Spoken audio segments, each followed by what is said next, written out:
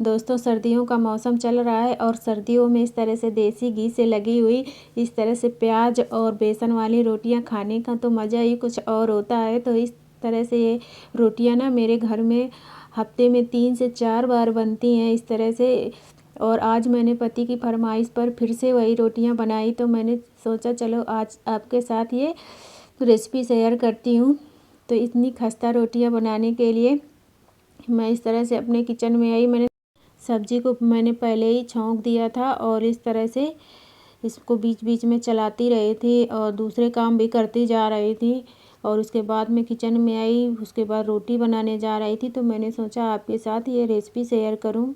तो इसको बनाने के लिए इस तरह से देखिए मैंने प्याज एक छील कर रखा था, मीडियम साइज का है। उसके बाद इस तरह से इसको छोटे छोटे टुकड़ों में कट कर लेना है।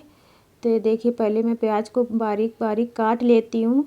जितना बारीक काट सकते हो आप उतना बारीक काटिए, क्योंकि ना रोटियां बनानी है हमको, फिर बाद में बेलने में थोड़ी दिक्कत होगी। तो इस तरह से मैंने प्याज काटा है और उसके बाद हरी धनिया काटी है। तो इस तरह से हरी धनिया और प्याज मैंने काट कर एक तरफ रखा। उसके बाद मैंने इसका आटा लगाया। तो आटा लगाने के लिए मैंने इस तरह से बेसन निकाला और बेसन हमको कितना लेना है तो इस तरह से ये देखिए मैं आपको बता रही हूँ। तो नॉर्मल कटोरी है, जितनी आपको बनानी हो तो 2 कटोरी मैं इसमें बेसन डाल रही हूँ। और उसके बाद इसमें 1 कटोरी हम गेहूं का आटा डालेंगे। तो 1 कटोरी आटा हमको एक साथ नहीं डालना है, मैं अभी आपको बता रही हूँ। तो इस तरह से उसी कटोरी से मैंने आधी कटोरी आटा डाल लिया है। 1 कटोरी गेहूं का आटा निकाल कर रखा है, बाकी का मैं बाद में डालूँगी। और उसके बाद इस तरह से आधा चम्मच मैंने अजवाइन डाली। ये इतनी टेस्टी रोटियां लगती हैं ना कि इनको आप ऐसे ही बिना सब्जी के भी खा सकते हो ना। मेरी बेटियां ना इनको ऐसे ही खाना पसंद करती हैं, या सुबह ना कभी शाम में बनती हैं तो सुबह बच जाती हैं ना, तो चाय के साथ बहुत ही टेस्टी लगती हैं। तो इस तरह से इसमें आधी छोटी चम्मच हल्दी पाउडर और आधी छोटी चम्मच इसमें जीरा डाला है। और ये देखिए आधी चम्मच ही मैंने इसमें धनिया पाउडर डाला है। मेरे घर में नमक ख़त्म हो गया था, मैंने अपनी बेटी से कहा तो वो कह रही थी कि दुकान बंद है, पड़ोस में ही एक दुकान है तो थोड़ा सा था, फिर उसी से काम चलाया मैंने। तो इसमें इस तरह से 1 पिंच के करीब मैंने इसमें हींग डाली है।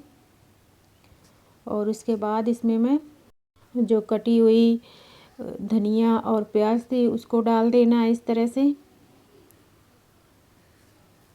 तो सभी चीज़ें इस तरह से डाल देना है। और उसके बाद हम इसमें मेरा थोड़ा सा नमक था, मैंने उसी का इस्तेमाल किया, बिल्कुल ज़रा सा था, मतलब कि परफेक्ट था, जितना मुझे चाहिए था उतना ही था, दूसरे दिन के लिए नहीं बचा था। तो मैंने सोचा अब कल दुकान खुलेगी तो फिर से मंगा लूँगी। तो इस तरह से ये देखिए मैंने डाला। तो ये सारी चीज़ें अच्छे से मिक्स कर लेनी है। और उसके बाद ये मैंने 1 कप नॉर्मल कप जो चाय पीने वाला होता है उसी में तेल निकाल कर रखा था मैंने, सरसों का तेल है। तो इस तरह से 3 चम्मच के करीब मैंने इसमें नॉर्मल चम्मच जो चाय पीने वाला होता है उसी के हिसाब से मैं बता रही हूँ आपको, इसमें मैंने मोयन डाला है इस सरसों के तेल का। तो इसको अच्छे से मिक्स कर देना पूरा, बिल्कुल रगड़ रगड़ के, जितना अच्छे से आप इसमें पूरे में मोयन लगा देंगे उतनी ही खस्ता आपकी रोटियां बनेंगी और खाने में तो टेस्ट ही अलग आएगा। कि आप ना एक बार इस तरह से बना लेंगे तो 1-2 दिन क्या पूरे हफ्ते यही खाना पसंद करेंगे एक टाइम। तो मेरे यहाँ ऐसे ही होता है, 1-2 दिन बीच में सादी रोटियां बनती हैं, नहीं तो ये पूरे हफ्ते यही रोटियां बनती हैं। तो इस तरह से मैंने 1/4 चम्मच इसमें बेकिंग सोडा डाला है। और इस तरह से इसको अच्छे से पूरे में मिक्स कर देना है।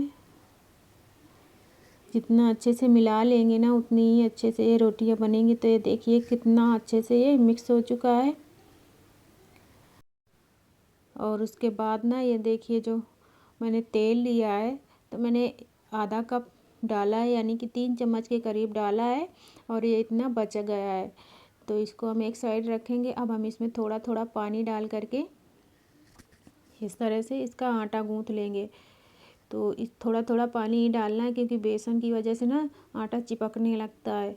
तो इस तरह से देखिए मैंने जो आधी कटोरी गेहूं का आटा बचा कर रखा था थोड़ा बाद में डाला है। एक साथ डालने से ना बेसन गीला हो जाता है ना, तो हाथ में बहुत चिपकता है और फिर बनता नहीं है, काफ़ी देर लग जाती है।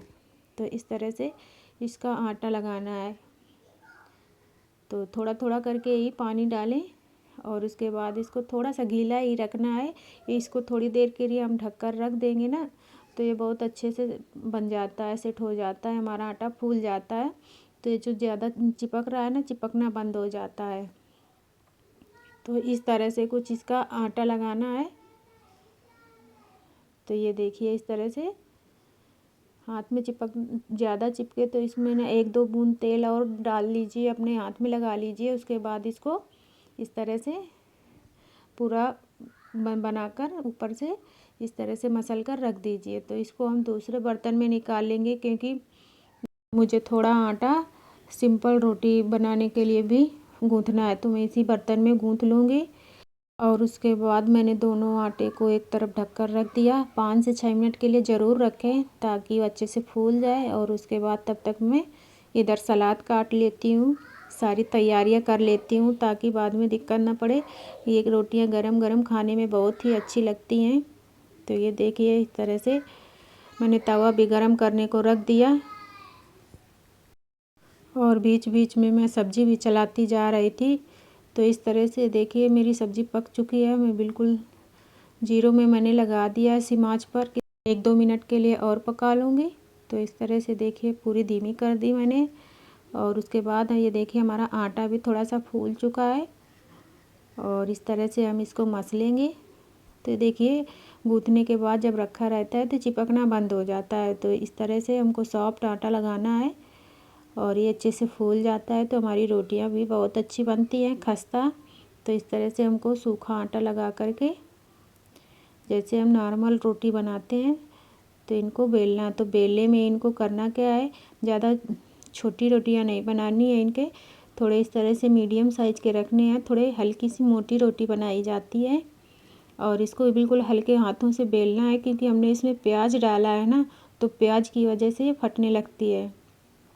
तो ये देखिए हमारा तवा भी गर्म हो चुका था और इस तरह से धीमी आंच पे ही तवा गर्म करना है क्योंकि ज़्यादा आप अगर आंच तेज़ कर देंगे तो फिर रोटियां ना जलने जाएंगी और अच्छी नहीं लगेंगी, अंदर से कच्ची रह जाएंगी और ऊपर ऊपर जल जाएंगी।